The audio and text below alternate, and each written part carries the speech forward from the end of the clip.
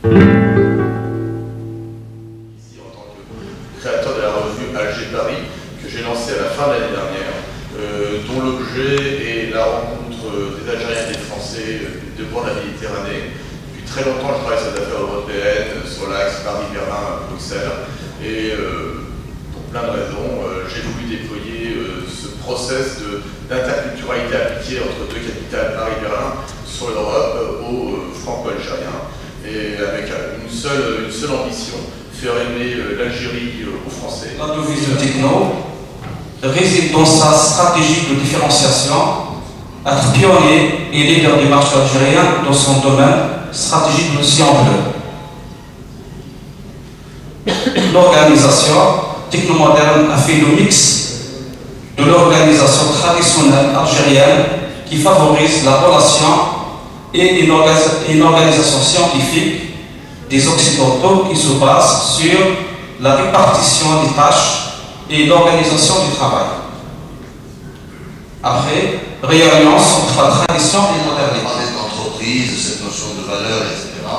Mais évidemment, les intervenants m'ont beaucoup inspiré, et madame aussi. Je vais être un peu provocateur. Concernant la culture, je vais commencer par le plus difficile à assumer pour vous tous, c'est cette notion de religion. J'étais à l'aéroport, il y avait des pèlerins qui partaient. Et il y a un jeune qui s'est mis, évidemment, à faire ce qu'on appelle la prière collective. Et il a complété par un prêche collectif. Quand il a fini, j'ai été le voir. Je lui ai dit, et donc, tu penses avoir réalisé correctement ta mission de porter le message religieux? Il m'a dit oui, de façon agressive, et puis les jeunes sont venus de façon agressive.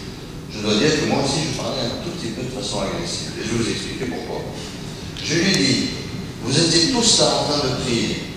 Tu étais en train de faire ton prêche, alors qu'ils venaient de finir de manger des sandwichs et de boire des boissons, ils ont tout jeté par terre.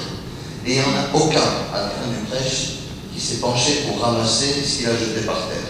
Alors, quand on parle de religion, il faut commencer par l'essentiel. D'accord? Et l'essentiel, c'est le respect.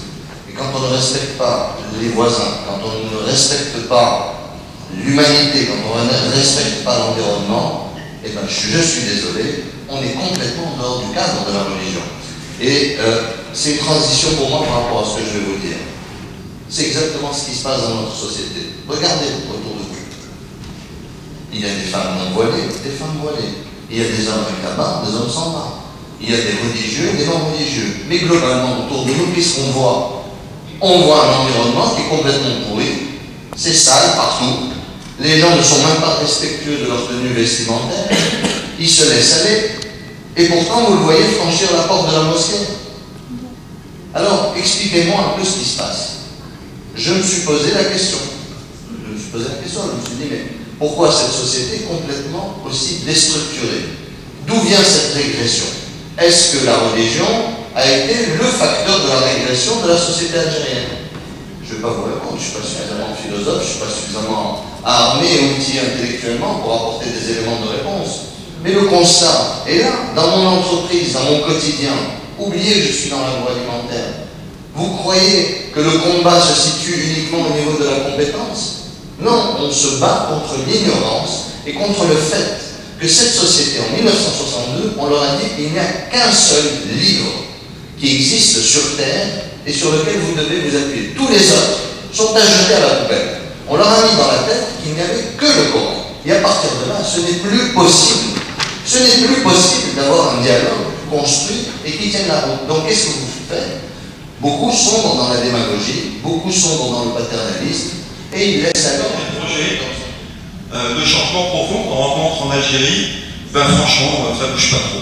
J'en ai vu des projets avec le métal, le rock, les machins, des millions d'euros qui ont été donnés dans les entreprises algériennes, dans les tables, et trucs. Très sincèrement. Je sais pas, vous êtes témoin vous-même, vous avez vu tout cet argent qui circule pour arriver à quoi? Pour arriver encore à ce genre d'analyse excellente que vous avez faite aujourd'hui. Donc le truc, il n'est pas là, il n'est pas dans l'argent, il n'est pas dans la gouvernance. Olivier a fait une très bonne en macro, c'est vrai qu'il a été formidable. Il faut arrêter de prendre des systèmes. D'ailleurs, qu'est-ce que les Européens vont apporter de mieux aux Algériens que les Algériens eux-mêmes à certains points de vue? Ce qui manque en fait aux Algériens, c'est pas la compétence ni l'expérience, Une seule, dans ce point de vue, c'est quelqu'un qui est capable de faire sortir l'expérience, c'est quelqu'un qui est capable de faire sortir la vision et les valeurs des choses. Il suffit simplement, et par rapport à la question qui a été posée, et entre autres pour les jeunes, vous savez ce qu'ils adorent en Algérie?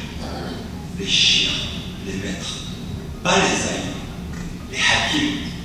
Adjamouda, je connais bien ce monsieur, j'ai la chance de l'accompagner depuis presque un an. Quand Hamouda parle, les jeunes, ils sont pas parce que c'est un discours idéologique, parce qu'Hamouda, quand il parle avec le cœur.